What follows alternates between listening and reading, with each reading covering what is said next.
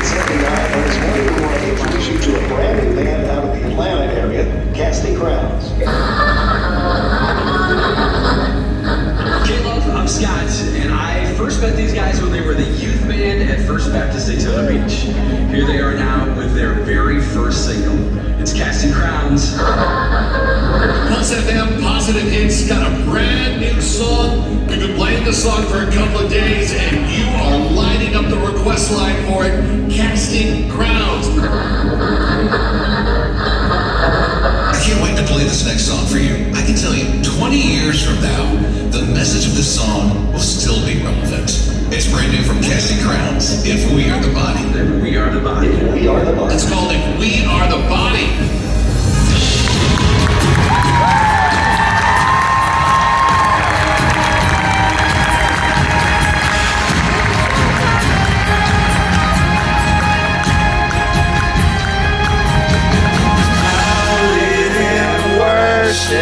Today, as she slips in, trying to fade into the faces, the girls teasing laughter is carrying farther than they know, farther than they know. Oh.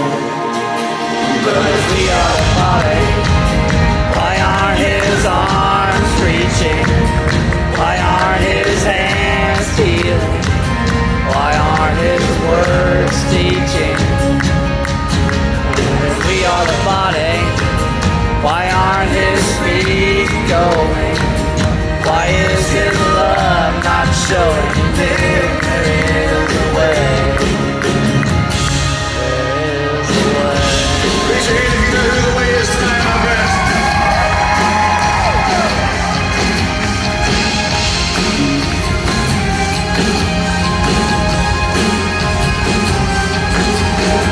Traveler is far away from home, and he sheds his coat and quietly sinks into the back row.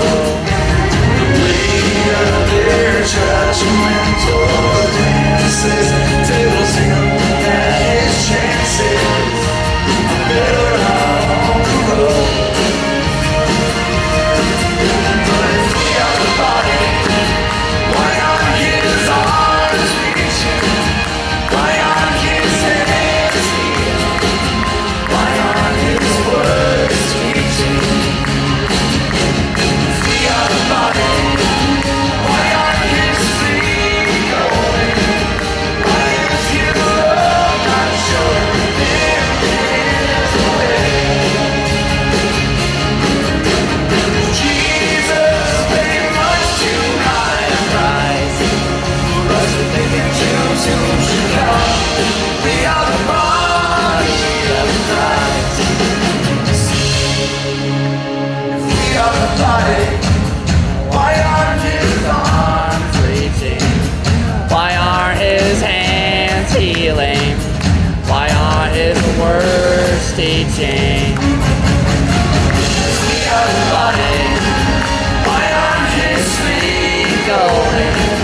Why is his love not showing? There is a way. Jesus is the way.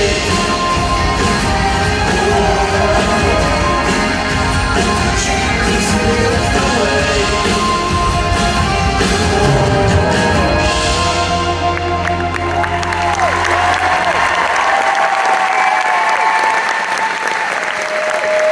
Go Mark!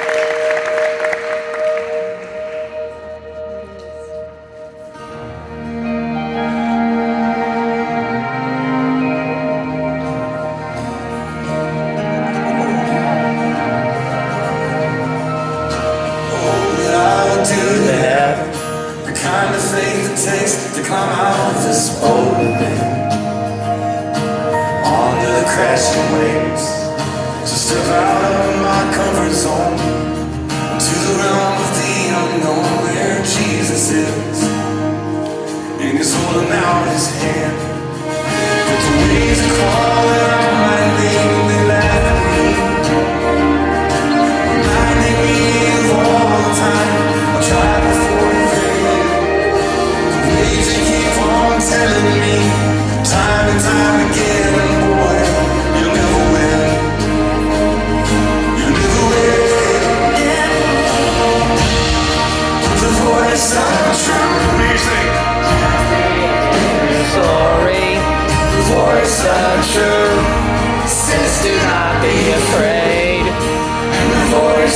truth.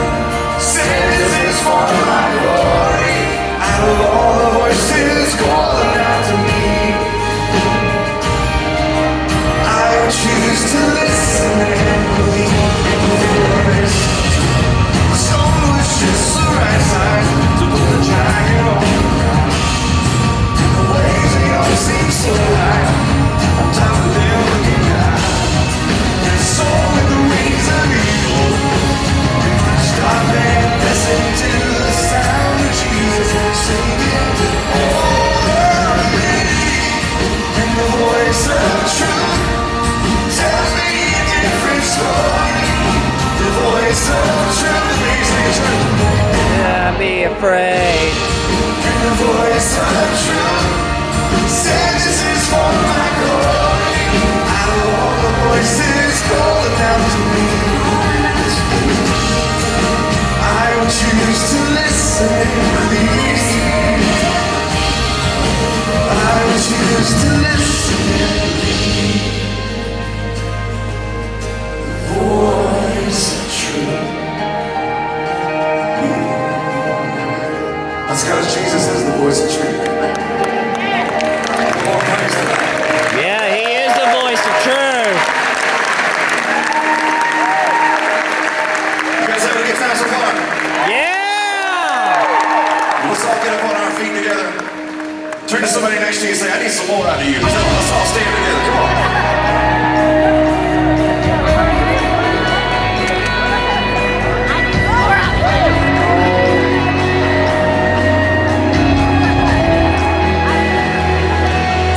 Hands held high, such small sacrifice. And I join with my life. I sing in vain tonight. So the words I say and the things I do make my life a song sing. Please smile at you. So let my life song sing to you. My life song sing to you.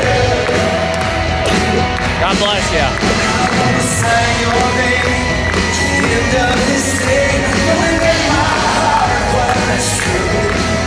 So let my life song sing to you. You shall glory. Glory!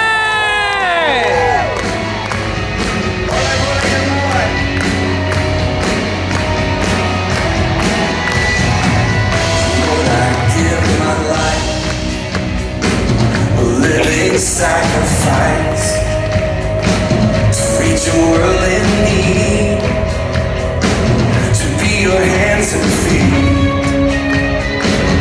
So may the words I say and the things I do, my life's song sing. Please smile at you, yeah. So let my life's song sing to you. Let my life's song sing to you. I wanna sign your name to the end of this day, knowing that my heart was true. So let my life song sing. Let my life song sing to you.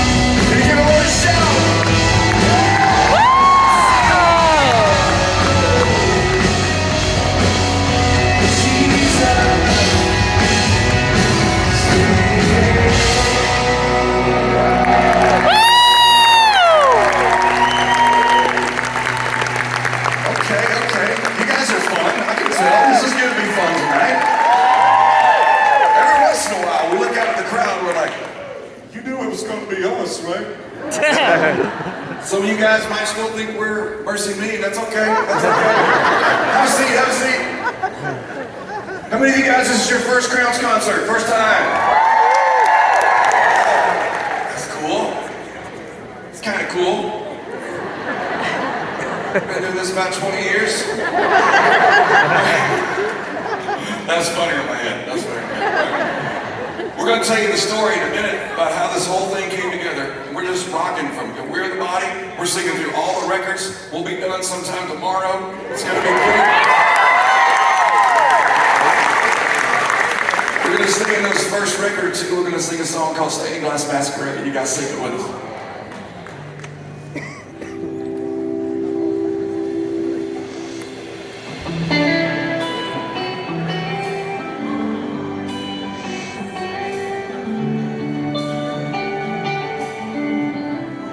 Is there anyone that fails?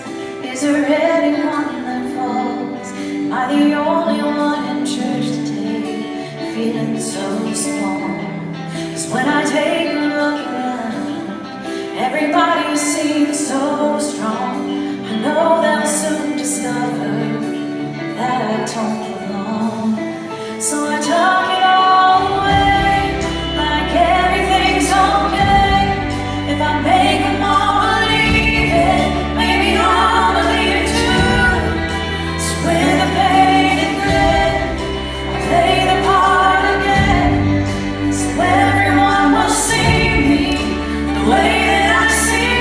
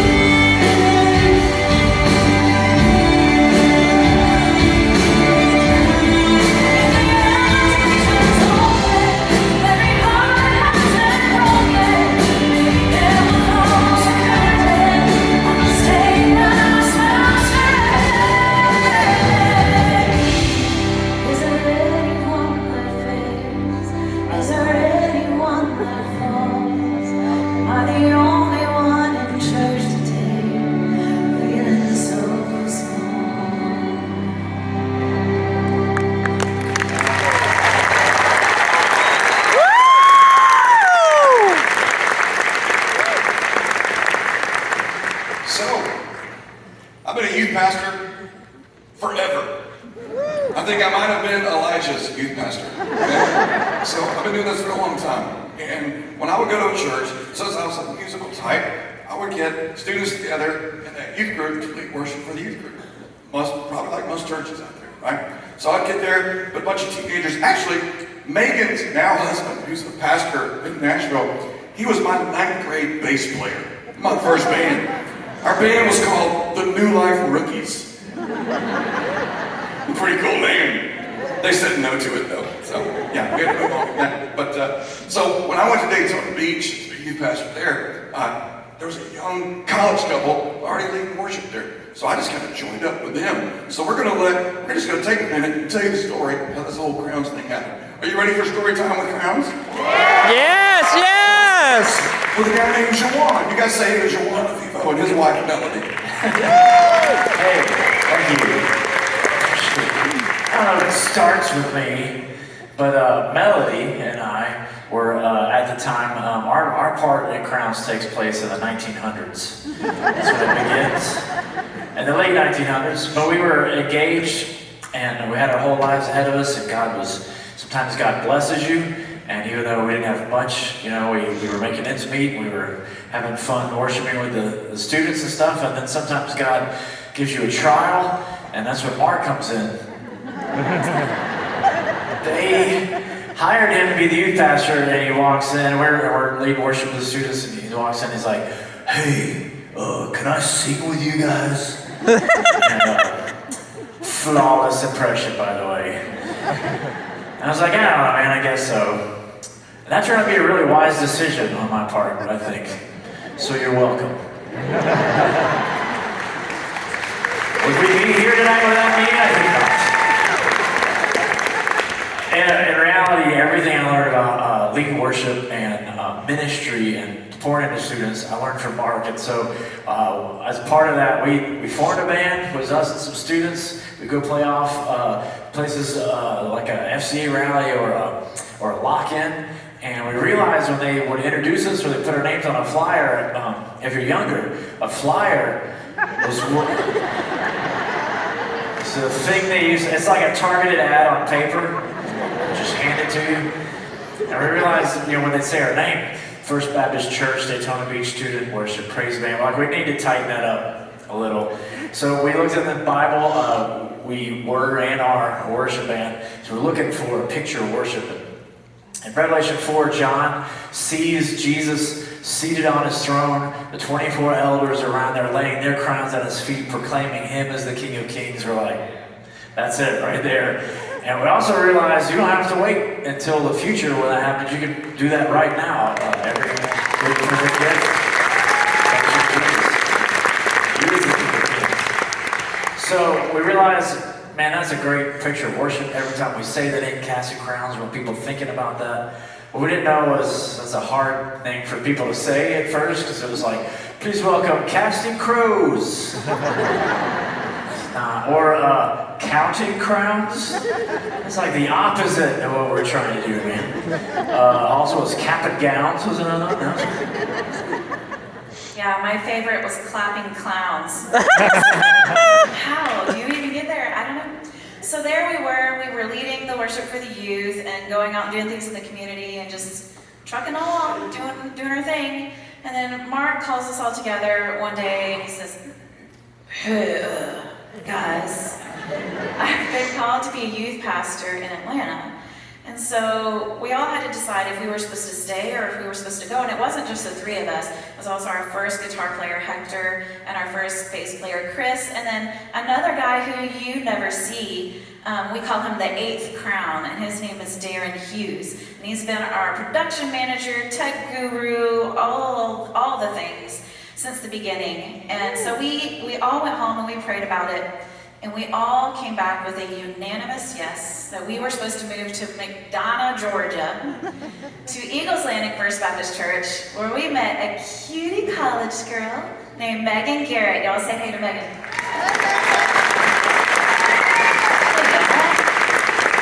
My name's Megan, and my part in Crowns begins at the turn of the century. I was a college kid. I had grown up at Eagles Landing First Baptist Church.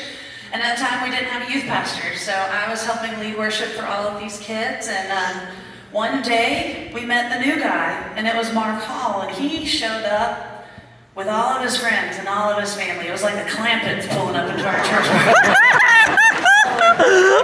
Oh, man. And they were immediate friends of mine, an immediate connection with me. Mark found out from someone that I also played piano, and so they didn't have a piano player, so he came to me one day and was like, "Hey, Megan." He asked me if I played piano, and I told him absolutely not. I was not interested in piano. My mom had tried to make me my whole life, and I wasn't about to tell him yes, but if you know anything about Mark, he's good with words. I like to say he could sell a ketchup popsicle to a woman wearing white gloves on a hot summer day. Oh, that one killed me there. He talked me into it, and here I am 20 years later, still playing piano. So, yeah. God bless you. God bless you. About the same time, we met our first drummer, Andy Williams, the bald Wanda. He tragically passed away in a motorcycle accident a couple years ago. So we are looking forward to celebrating with him for all of eternity, hopefully soon. So, right about the time Andy and I joined, we started getting some really awesome opportunities to play outside the church. One of them being an all-dads dinner that was NASCAR themed. A lot of cargo shorts in one place. The next one, and my personal favorite, was a homeschool prom. Oh, no. I want to hear this one. I want to hear this one. We can make those jokes because we all homeschool our kids, but I will tell you one thing. You have never felt awkward until you have watched a bunch of high schoolers slow dance to Voice of Truth, like.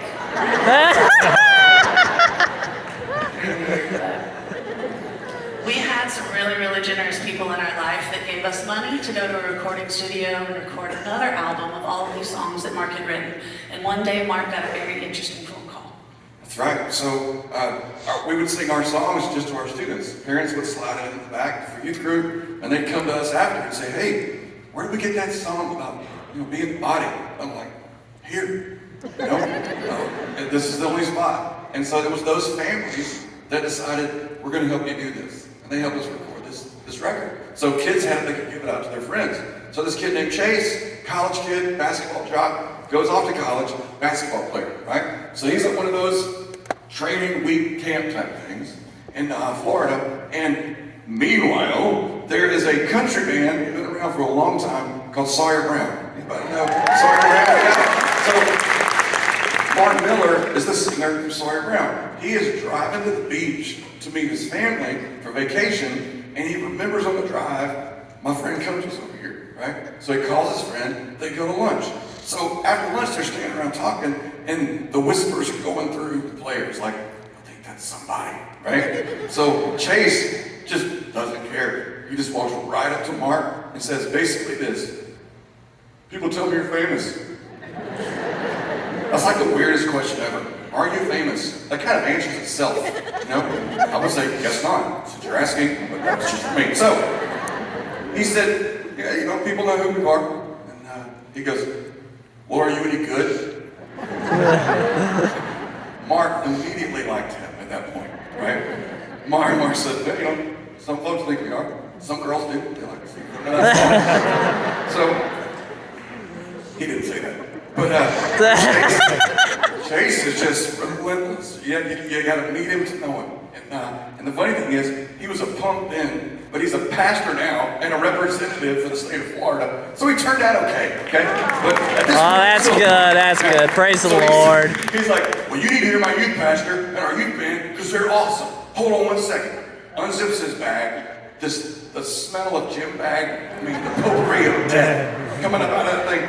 He pulls out this cracked up case with this scratched up CD. Remember he had to give it that before you put it in, And he said, "They're called Casting Crowns. I'm going to write my phone number on here and my name because you're going to love them," right? So Mark just takes it graciously, gets in the truck, heading on the beach. So he's going down to the beach where he's meeting up with his family. He's also meeting up with Stephen Curtis Chapman and his family because they vacation together every year. I know. I told you this was going somewhere, right? Just stay on the train, people. So they're at vacation, and every time they go to play golf or go to the restaurant or whatever, they're listening to our little youth group CD. We have no idea, right? I'm in McDonough, Georgia, at Johnny's Pizza. Heard of it? No, you have not. Okay? I got about 10 guys from the youth group there. We're just shoveling in pizza like good men do. And I get a call on my phone. Now, teenagers, back in the day, you would get a call on your cell phone, and you wouldn't know who it was, but you'd answer anyway.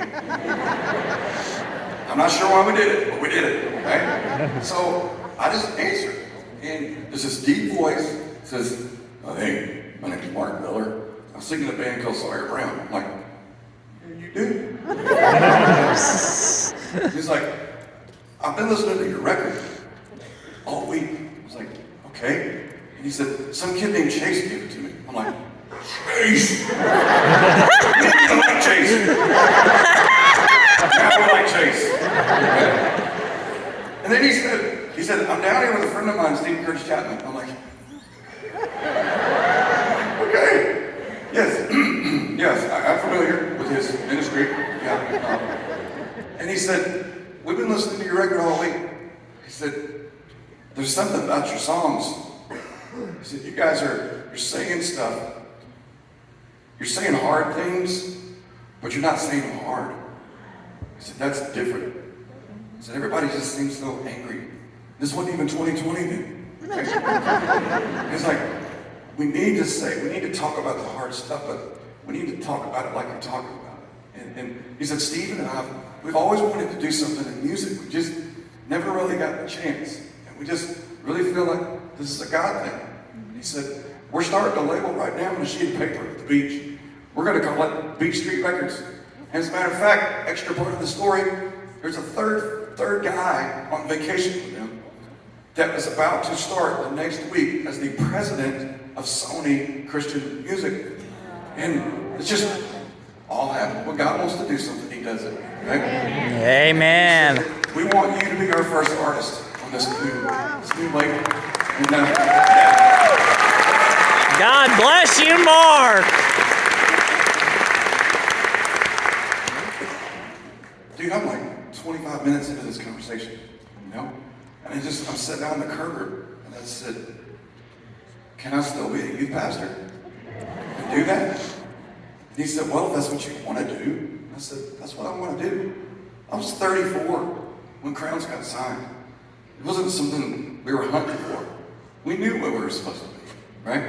So we built Casting Crowns around what we do in the local church. So we would travel and still do. I'll be leading worship at my church in the morning. So Sunday through Wednesday, we're home. We're poured into families, students, all of us.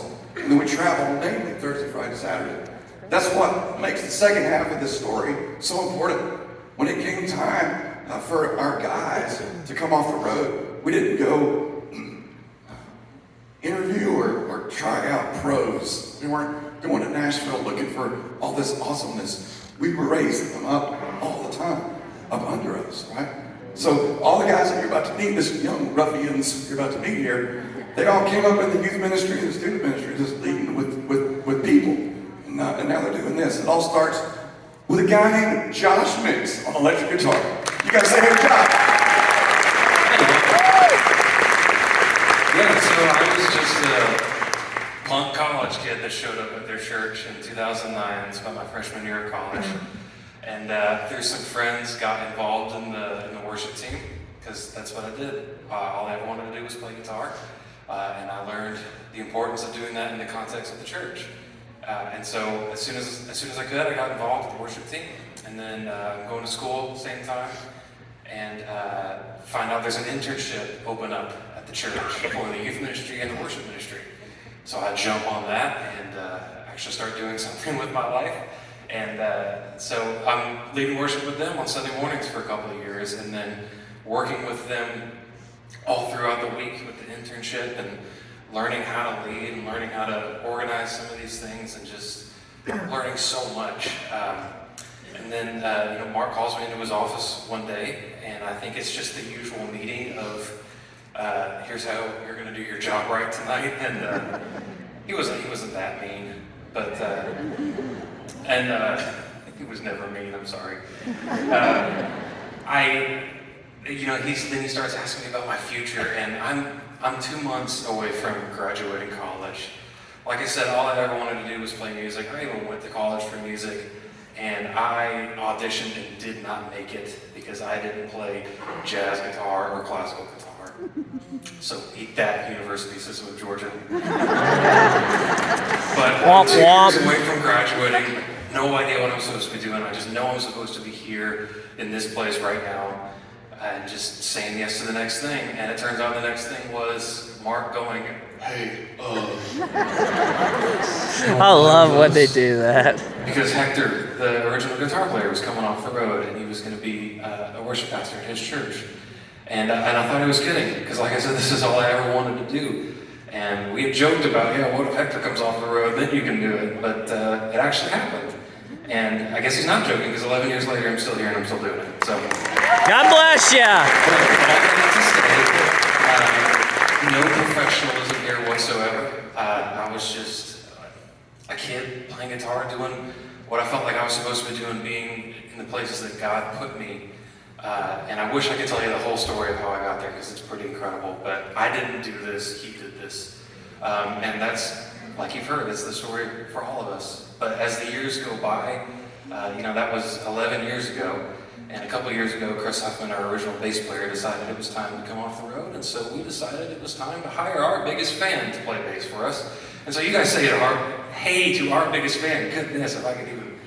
This is John Michael. Yeah, this is his son. I've been a fan of Crowns for quite some time now, I'd say, because this is my dad right here, so not exactly by choice. But so I was 5 years old when Crowns started, so pretty much my whole life has been spent on a tour bus half the week. Growing up, get a little older, the rule is on the road you got to get a job when you get to be about 11 or 12, so you're not getting into quite as much trouble throughout the day. Don't worry, it doesn't count as child labor if your parents are in charge. We checked. But so grew up on the road working, doing merch, setting up the stands with the shirts and the CDs, and then back at home I started learning how to play bass. Come up in the youth group band with Juwan Melody, teach me what it means to be a worship leader and how to play in a band and stuff like that.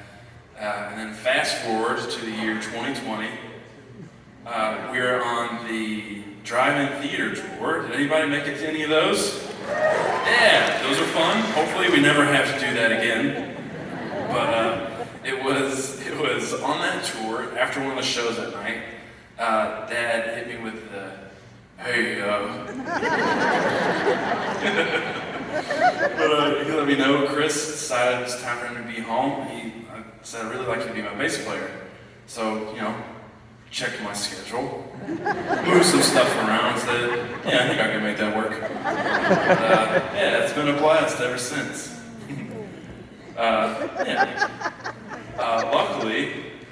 Luckily I didn't have to be the new guy for very long, because not long after I joined the band, Jack Williams joined the band. Give it up for Jack. Hey everyone, my name is Jack, like you said. I'm the new guy. I joined the band a little over 3 years ago, but my connection to Crowns actually goes back to 2007. My family, we moved churches to Eagles Landing, and that is where Mark was my youth pastor, and Melly and Juwan were over the praise band, and that's where I started playing drums. I credit them with teaching me how to play, what it meant to play in a band, and what it meant to lead worship.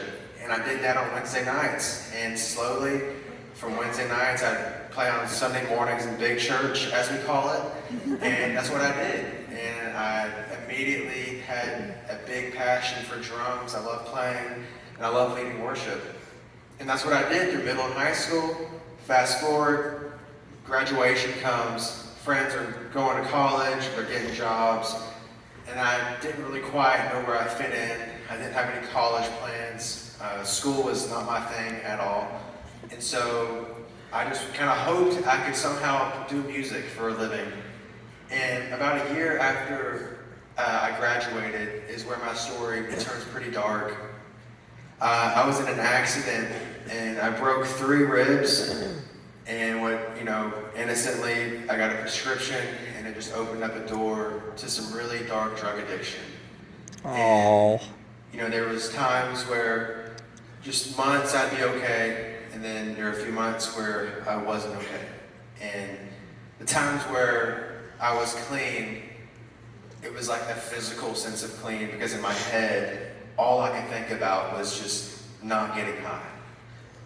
And I just remember thinking, this can't be how I do this.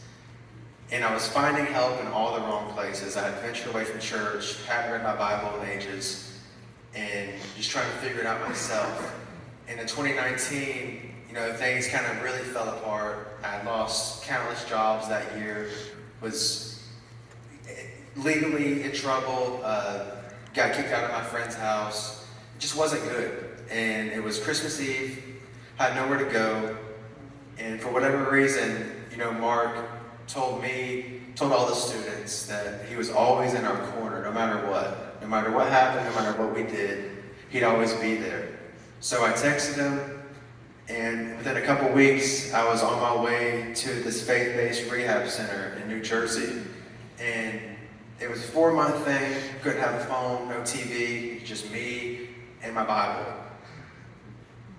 And the crazy thing is, I didn't really learn anything new.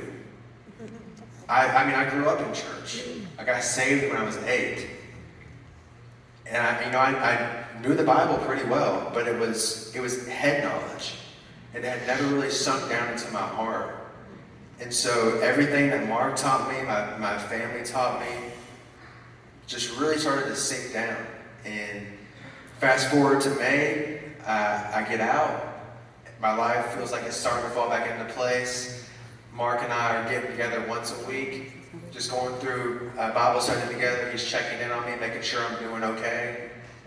And 8 months later, we're meeting again, nothing out of the ordinary.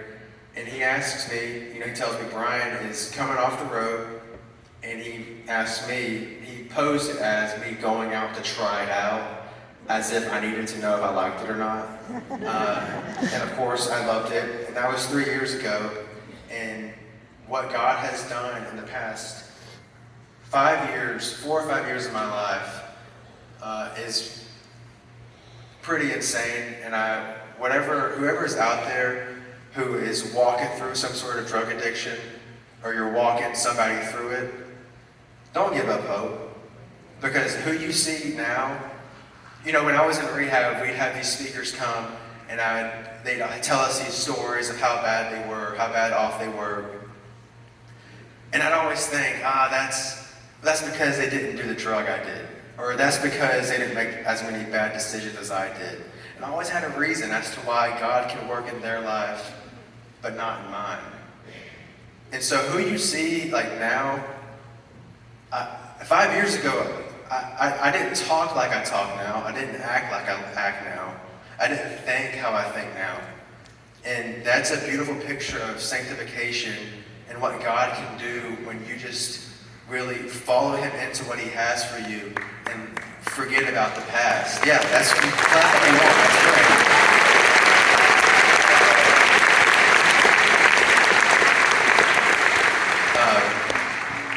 Romans 8 says, "There is therefore now no condemnation for those who are in Christ." So if you're His, you're His. There's nothing you can do to outrun Him. This next song encourages me, and maybe it encourages you too.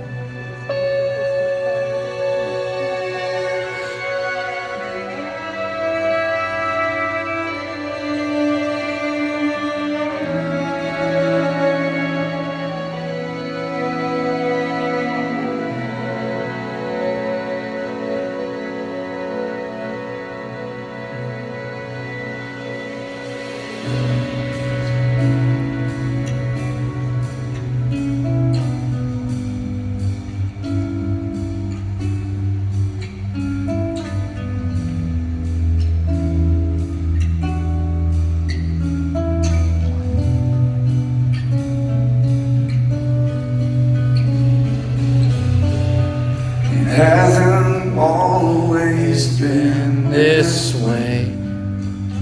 I remember Brighter days before the dark ones came, stole my mind, wrapped my soul in shame.